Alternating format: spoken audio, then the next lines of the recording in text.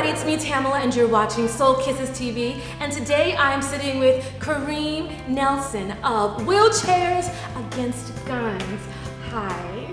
Hello.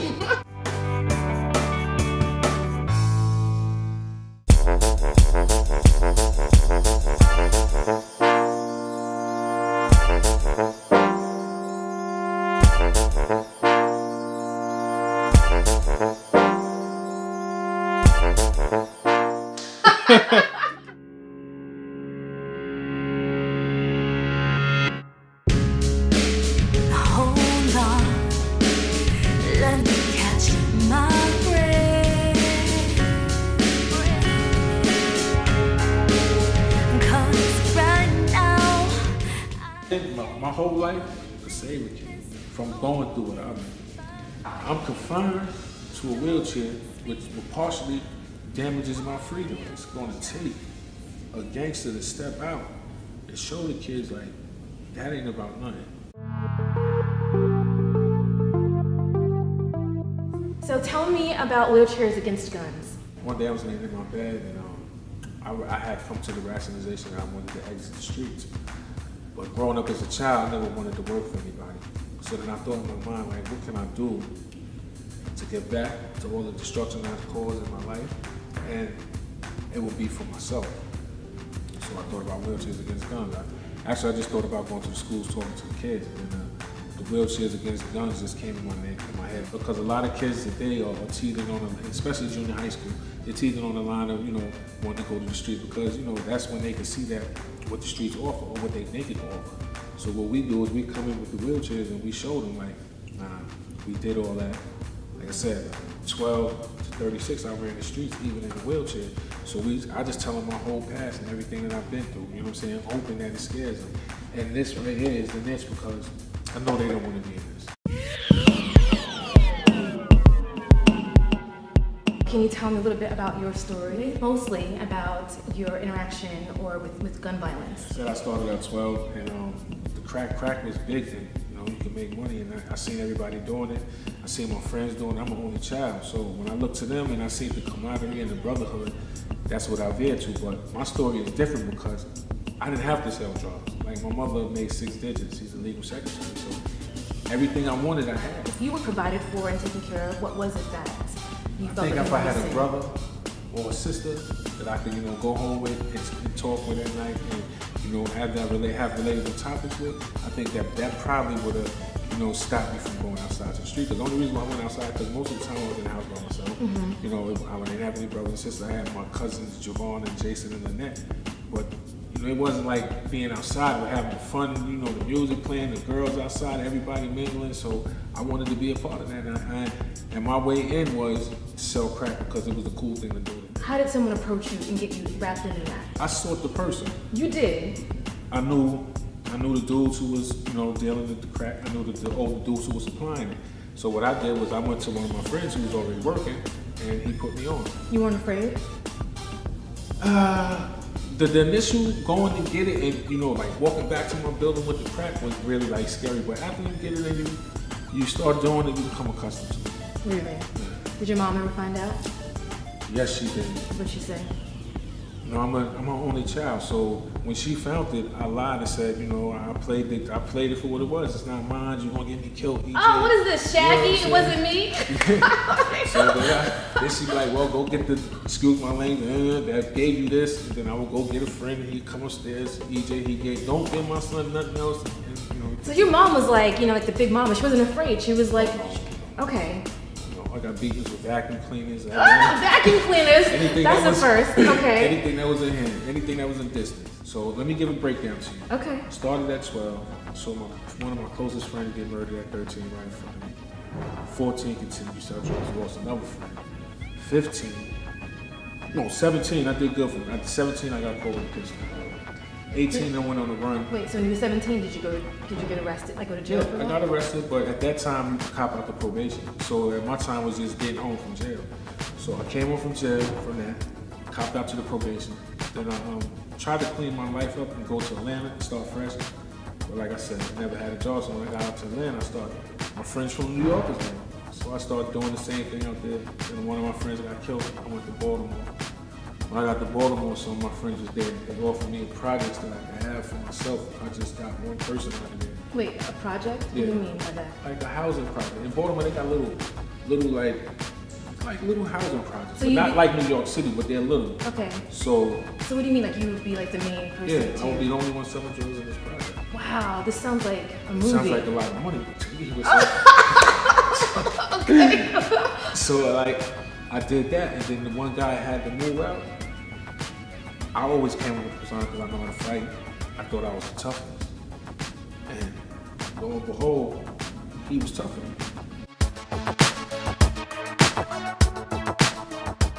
And he shot me.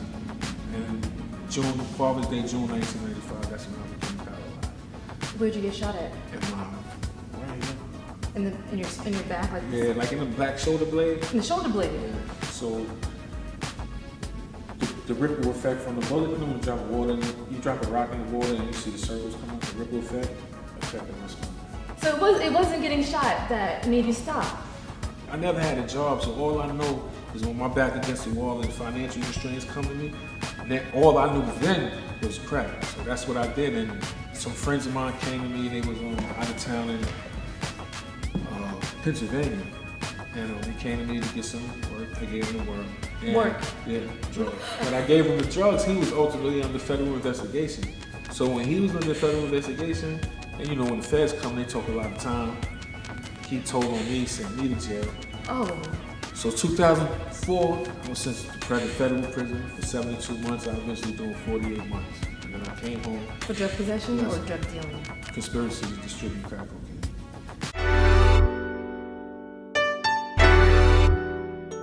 How'd you feel after?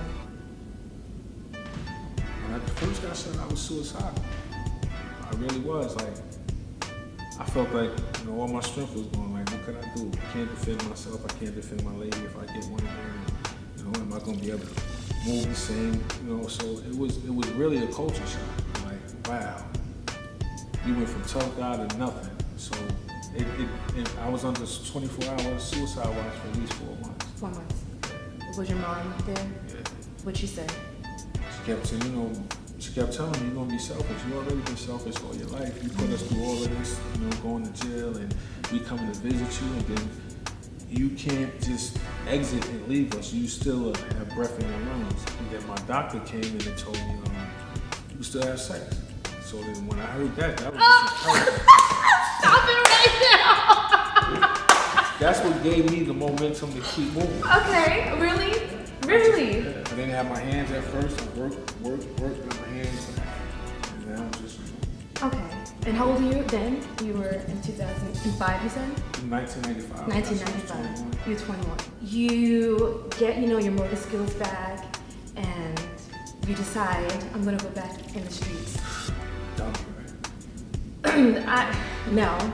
It is. You can be honest because it is dumb. You in this wheelchair. You got shot from doing everything in the streets required, and then you get shot, and then you go back and do the same thing. It's stupid. It wasn't the best decision. It wasn't the best decision. 2000 is when you decide to get back, even though you've been like working, doing this inner work, humbling yourself, trying to change your ways. And then 5 years go by and you decide, screw it. Money. I was living off of $584 a month at the time. That's the first check I ever got was from the government. So, As opposed to what were you making before a month? what, in the street? I mean, it varied. I could have made 10,000, I could have made 4,000, I could have made 5,000, but it beat 584. So me reverting back to 584 was like, damn, you can't go to work in a wheelchair. Like, who's gonna work for you? That's my ignorance. So I'm like, you know what? He got a spot. He needs to work. I'm gonna just get it. Just give it to him and just sit back and get my money. I was paranoid when I first did it. I kept it going because 3 weeks prior to me getting shot, I shot somebody. So I know that I'm vulnerable in this wheelchair. So I just kept it going on me at all times, all day, every day, and that was stressing. So when did you finally wake up and say, this is not what I should be doing. My cousin left me for dead August 14, 2012. So do you mind painting me a picture exactly what that means by your cousin leaving you for dead? I never had a job in my life, so all I did was just sell drugs. So when my cousin caught me with an opportunity, since the prices were so high, he called me with an opportunity to score something, so I trusted him. I went to some of my friends to gather up some money to bring to my cousin. So we went to go do the deal, and I gave my cousin the money. And the people that he gave the money to ran off with the money. It was a lot of money, you know, $11,700 to be exact. So when he gave them the money, and they left him, and they just took the money, he left me out to explain the story to my friends. And you know the streets, money rules.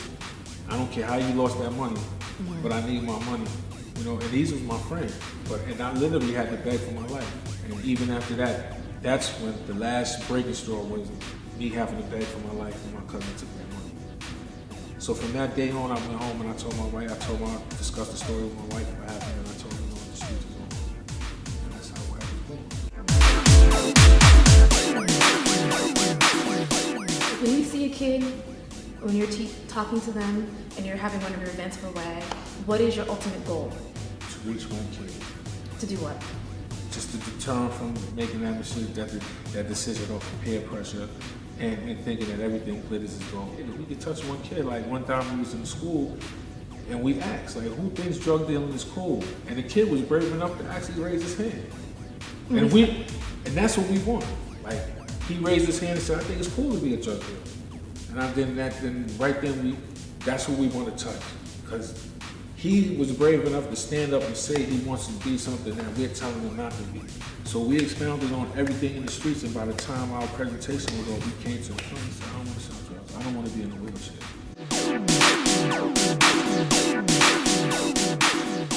So how has your organization grown over the past few years?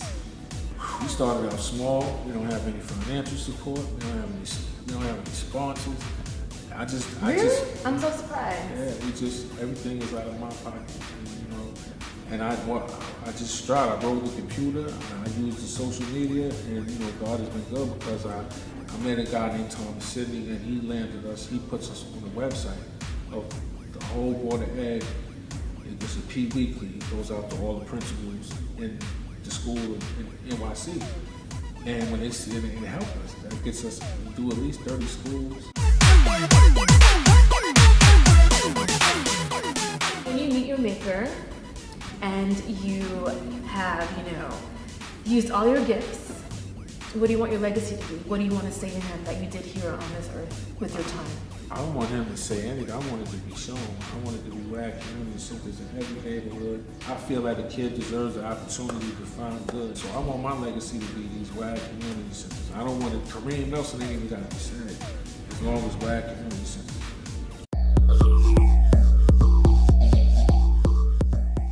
Imagine it's, a young kid that is on the cuffs of making a poor decision. What advice would you give them? I tell you, find self-love first, because if you love yourself, you will never put yourself in a position where you're gonna harm yourself or your family. And going to the streets, you're gonna harm yourself and your family. And then your family's gonna be the ones that's gonna hurt, and grieve if you stay alive. So I advise you to listen to these stories that WAG is presenting, and you listen to this interview, and know that if you make these decisions, you might not be as lucky as me. Do you have anything else you want to share about WAG before we close out? We're a good group of guys, and our motto is WAG love the kids, and that's who we're here for. So just support us in any way you can. Our website is wheelchairsagainstguns.org.